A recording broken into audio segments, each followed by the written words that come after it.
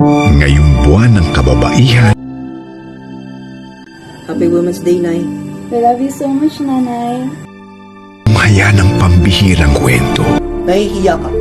Kasi ang asawa mo, naging asawa mo na ng iba bago mo maging asawa. Aanin mo naman ang babaeng walang sarili. Engot, ang asawa ng nanay natin ang tatay ko. Sengot ka. Ang totoong asawa ng nanay natin, ang tatay ko. Isang inang naninindigan. Wala akong ginagawang masama. Alam mo lang wala, pero meron. Lumalaban. Nanay ako. Eh, kanino ka kasal? Wala ko. Nagmamahal. Bawat kuha ni Rapi kay OG, parang nawawalan ako ng isang anak. Ang sabi ko, kung kino-consider mo, magbibigay ko sa si OG.